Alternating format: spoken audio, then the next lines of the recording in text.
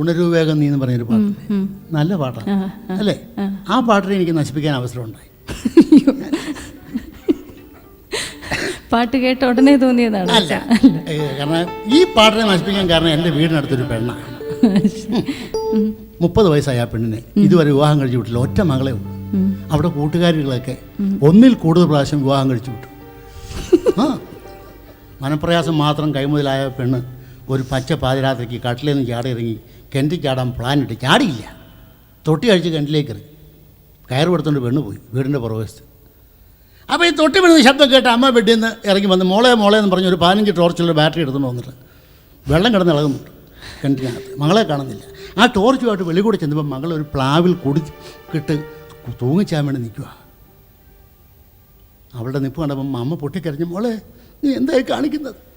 അതിനേക്കാൾ കൂടുതൽ ദുഃഖം കടിച്ചു പറിച്ച് മകൾ പറഞ്ഞു, അമ്മേ എനിക്ക് 30 വയസ്സായമ്മേ. അതിന് പറയാൻ വയ്യേ. അതാണ് ഞാൻ ഈ പാട്ടെഴുത്. നല്ല പാട്ടാ. ഉയരക്കേറും ഞാൻ കയർ കണ്ടോ പ്ലാവിൻ ടോപ്പിലായി കൊടുക്കിട്ട് തൂങ്ങിച്ചാകുവാ. ഉയരക്കേറും ഞാൻ കയർ കണ്ടോ പ്ലാവിൻ ടോപ്പിലായി കൊടുക്കിട്ട് തൂങ്ങിച്ചാകുവാ. മദരേ എൻ മദരേ മദരേ.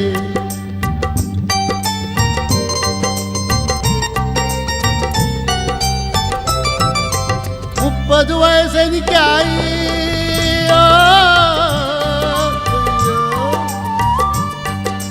30 വയസ്സെനിക്കായി.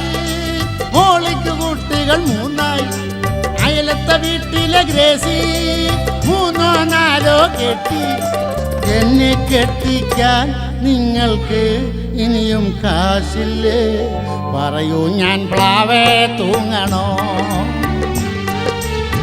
പറയൂ ഞാൻ പ്ലാവേ തൂങ്ങണോ? മദരേ എൻ മദരേ മദരേ.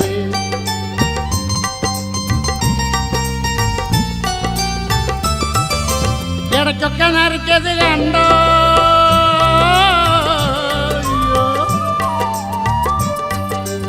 ഇടയ്ക്കൊക്കെ നരച്ചത് കണ്ടോ? എൻ്റെ കണ്ടടം കറുത്തത് കണ്ടോ? ഗ്ലാമർ കുറഞ്ഞത് കണ്ടോ? എൻ്റെ നെയ്യൊക്കെ മെലിഞ്ഞത് കണ്ടോ? എന്നെ കെട്ടിക്കാൻ നിങ്ങൾക്ക് ഇനിയും കാശില്ലേ? ഒളിച്ചോടി പോണോ തൂങ്ങണോ? ഒളിച്ചോടി പോണോ തൂങ്ങണോ? മദരേ എൻ മദരേ മദരേ.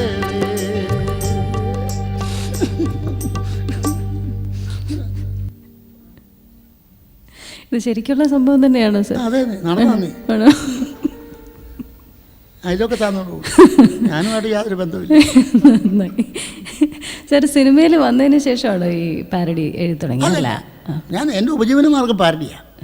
ഞാൻ പഠിച്ചുകൊണ്ടിരിക്കുമ്പോഴത്തേക്ക് അപ്പോഴും തന്നെ എഴുതുമായിരുന്നു. പഠിച്ചതൊക്കെ എവിടെയാണ് സാർ? പഠിച്ചത് ഞാൻ ഒത്തിരി സ്ഥലത്ത് പഠിച്ചിട്ടുണ്ട്. എന്നെ ഒരു നേരെ സത്യമാണെന്ന് എന്നാന്നറിയോ, എൻ്റെ കയ്യിൽ പോലെയായിരുന്നു.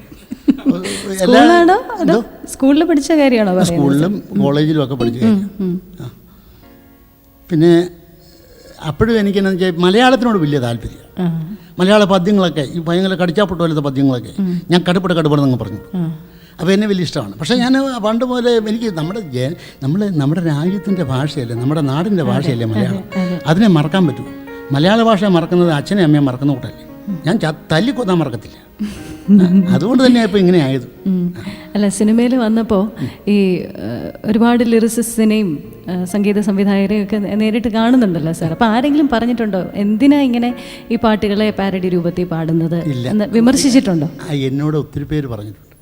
അതിൽ രാധാകൃഷ്ണേട്ടൻ, ബിച്ചുവേട്ടൻ അവരൊക്കെ വന്നിട്ട് എന്നെ ഒത്തിരി അനുമോദിച്ചിട്ടുണ്ട്. കാരണം എന്താണെന്ന് എനിക്കറിയത്തില്ല. ഈ പാരഡി അങ്ങോട്ട് കേൾക്കുമ്പോഴത്തേക്ക് അവർക്ക് നമ്മുടെ ഇത് ദേശാടനം എന്ന് പറഞ്ഞ സിനിമയ്ക്കില്ലേ ഇല്ലേ, അതിനകത്ത് നല്ലൊരു പാട്ടുണ്ട്, ഹൃദയഹാരിയായൊരു പാട്ടുണ്ട്, കളി വീടുറങ്ങിയല്ലോ. നല്ല പാട്ടല്ല. അതിനെ നശിപ്പിക്കാൻ അവസരം കിട്ടി. ഒരു നിസ്സാര സംഭവമാണ്. കാരണം ഭർത്താക്കന്മാർ മദ്യപിച്ചിട്ട് വൈകുന്നേരം ജോലിയെല്ലാം കഴിഞ്ഞ് മദ്യപിച്ചിട്ട് വീട്ടിൽ വരും. എസ്പെഷ്യലി ഈ താഴേക്കട ജോലിയുള്ള ഭർത്താക്കന്മാർ വന്നു കഴിഞ്ഞിട്ട് വരുന്ന വഴിക്ക് പൂരപ്പാട്ടും അടുത്തുള്ള വീട്ടുകാർക്ക് സ്വസ്ഥത ഉണ്ടാകത്തില്ല. അങ്ങനെയൊക്കെ ആണെങ്കിൽ മക്കളൊക്കെ ആണെങ്കിൽ അച്ഛൻ വരുന്ന സമയത്ത് തെന്നിത്തെറിച്ചായിരിക്കും വരുന്നത്. ഈ ബുക്കൊക്കെ മടക്കി വെച്ച് മക്കൾ കയറി കിടക്കും. അപ്പോഴും ഇങ്ങനെയൊക്കെ ആണെങ്കിൽ തന്നെ ഈ മദ്യപാനിയായ ഭർത്താവിനെ നോക്കി ഭാര്യ വാദപ്പടിയൽ ഇതിങ്ങനെ നോക്കിയൊരിപ്പാ.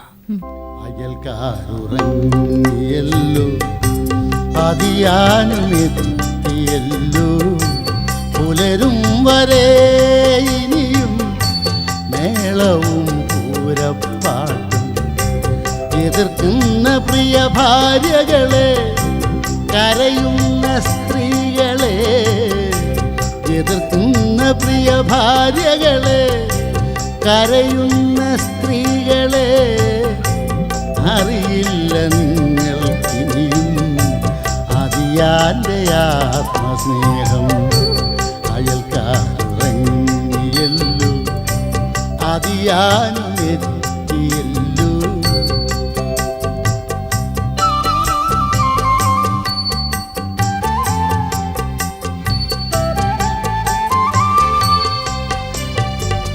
അയൽക്കാരു നോക്കിയാലേ കുഴപ്പമുള്ളൂ.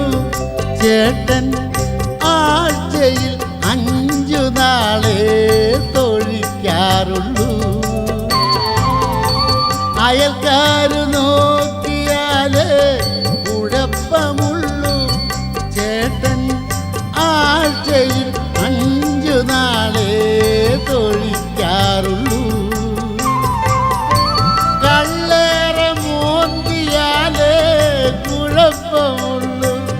ചേട്ടൻ കൈവിരൽ ചുരുട്ടി വെച്ച് ഇടിക്കാറുള്ളൂ, എന്നെ ഇടിക്കാറുള്ളൂ. അയൽക്കാരുറങ്ങിയല്ലോ അതിയാനും